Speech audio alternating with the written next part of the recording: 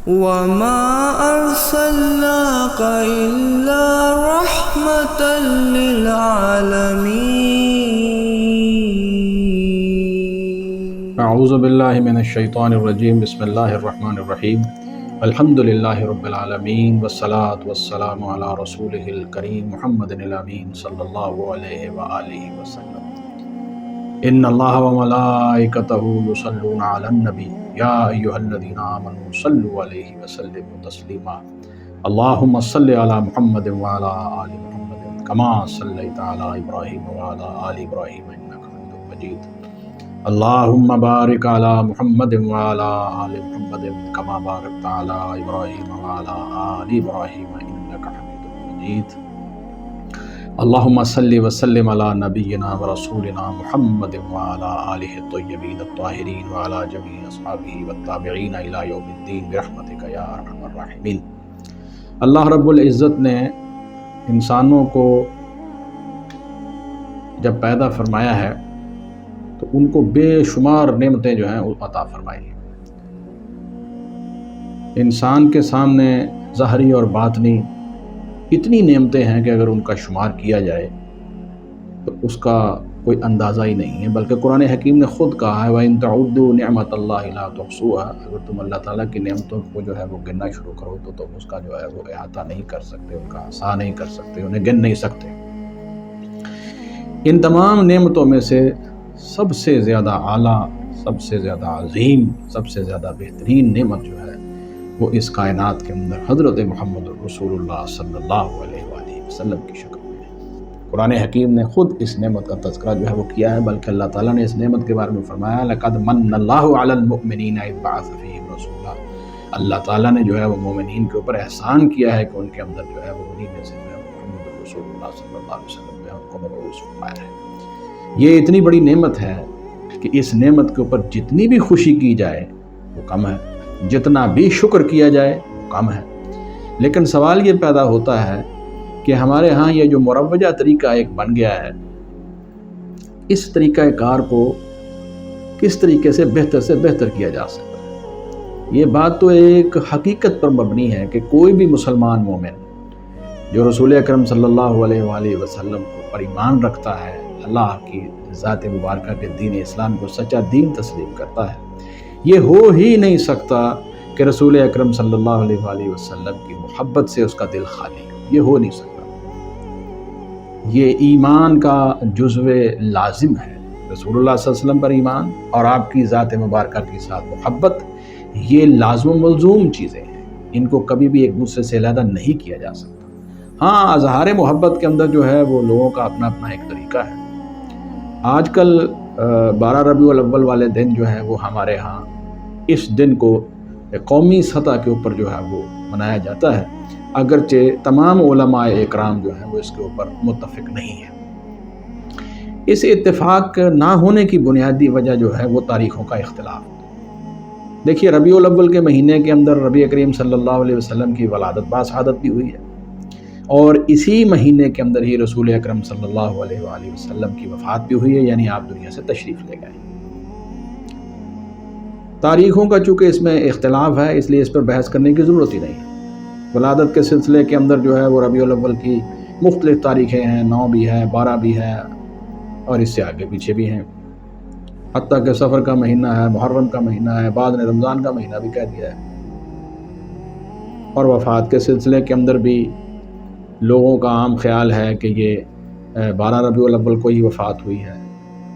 لیکن بعض لوگوں کا کہنا یہ ہے کہ 12 ربیع الاول کو جو ہے وہ اگر وفات کا دن مانا جائے تو پھر پیر والے دن آپ کی وفات ہوئی ہے، تو 12 ربیع الاول کو تو پیر بنتا ہی نہیں ہے۔ بہرحال میں اس بحث میں پڑھنا نہیں چاہتا، میں اس بات کے اوپر جو ہے وہ آپ کی توجہ دلاؤں گا جس پر اتفاق ہے، اور اتفاق ہے کہ آپ ربیع الاول کے مہینے کے اندر ہی آپ کی ولادت باشہادت ہوئی ہے، اور پیر والے دن یعنی سوموار والے دن ہوئی ہے، اور ربیع الاول کے مہینے کے اندر ہی آپ کی وفات ہوئی ہے، اور پیر والے دن یعنی سوموار والے دن۔ تو اب اگر ہم جو ہیں وہ ان تاریخوں کو بیچ میں سے نکال دیں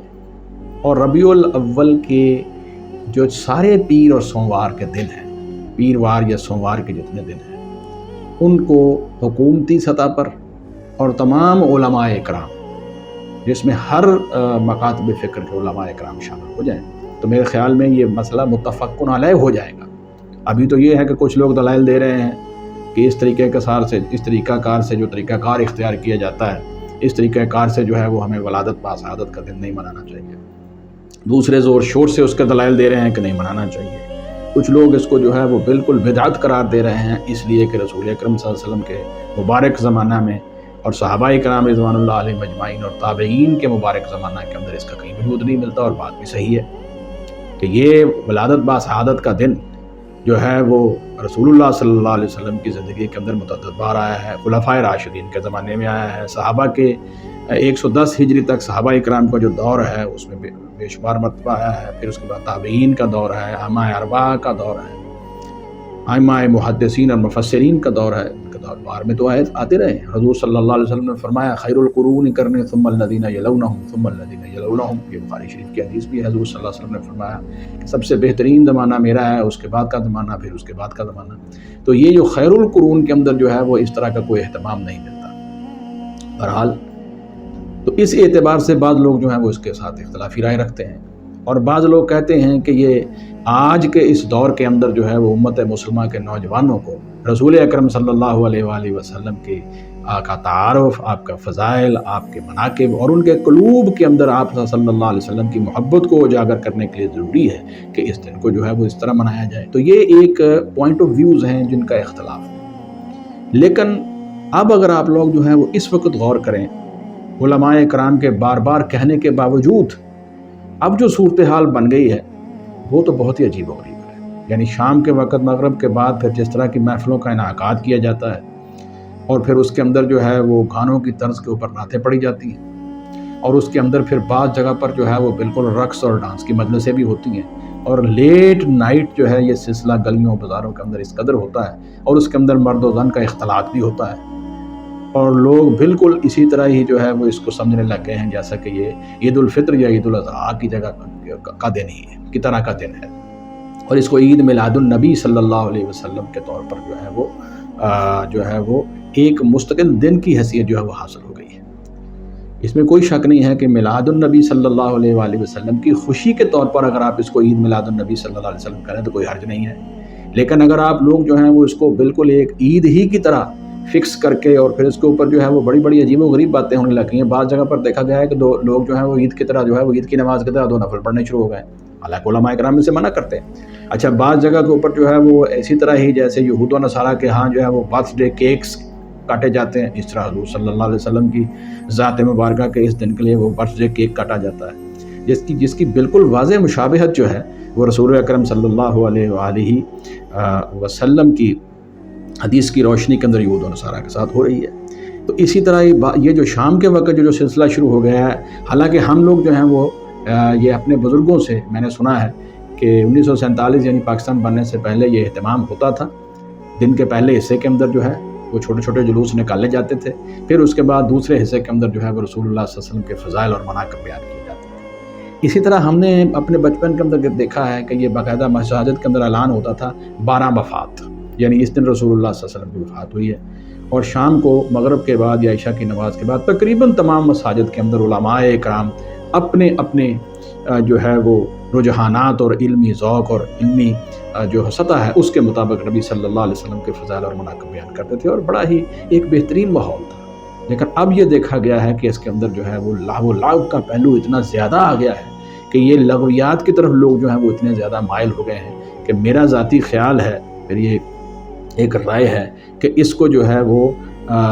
بدعت کی طرف جو ہے وہ لوگ لے کے جا رہے ہیں۔ تو اس سے بچنے کے لیے میری ایک تجویز یہ ہے کہ تمام علماء کرام متفقہ طور پر اور حکومت وقت جو ہے اگر یہ مل کر یہ فیصلہ کر لیں، میری تجویز ہے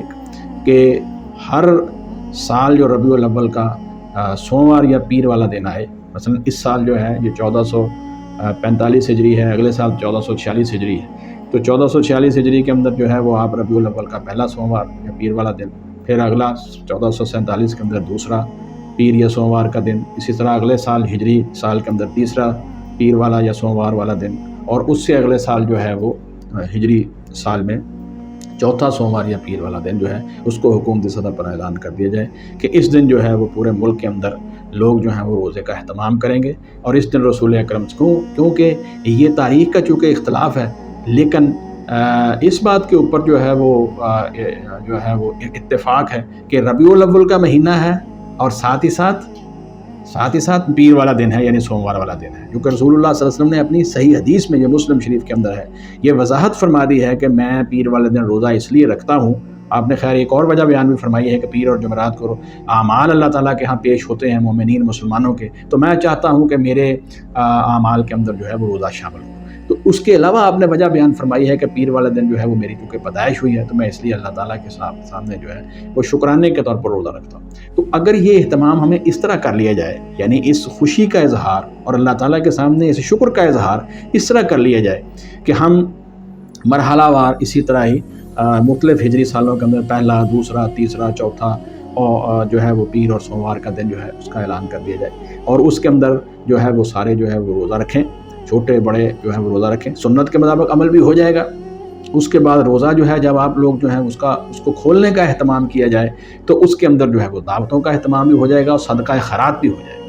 اور یہ اتنا بہترین دن ہو جائے گا۔ اور اس کے بعد جب مغرب کی نماز کے بعد جو ہے وہ لوگ ایک دوسرے کی طرف جائیں گے، روزہ کھولیں گے، جو ہے وہ روزہ کھلوائیں گے، اس نیکی کے اندر حصہ لیں گے، صدقہ اور خیرات کریں گے، اور اس کے بعد جو ہے وہ عشاء کی نماز جب ہو جائے، یا مغرب یا عشاء کے بعد جو ہے وہ پھر آپ صلی اللہ علیہ وسلم کے فضائل اور آپ کے مناقب اور آپ کے حقوق اور آپ کے مقام رسالت، جو اصل ذمہ داری ہے امت مسلمہ کی، جو اطاعت اور فرمانبرداری والی بات ہے، اس کو اجاگر کیا جائے۔ تو میں سمجھتا ہوں کہ یہ دن جو ہے یہ ہمارے لیے جو ہے وہ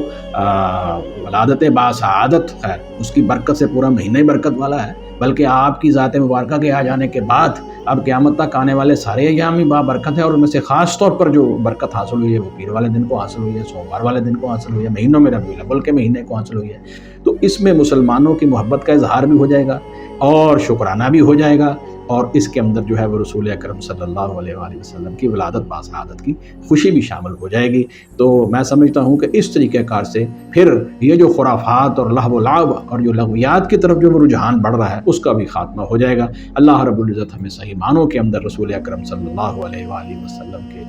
مقام و مرتبے کو سمجھنے اور پھر اس کے بعد آپ کی مبارک زندگی کے مطابق غیر مشروط اطاعت اور محبت کے جذبے کے ساتھ جو ہے وہ آپ کی اطاعت اور فرمانبرداری کرنے کے اللہ تعالیٰ نے توفیق عطا فرمائے۔ سبحانک اللہم و بحمدک، اشہد ان لا الہ الا انت، استغفرک و اتوب الیک۔ آمین ثم آمین۔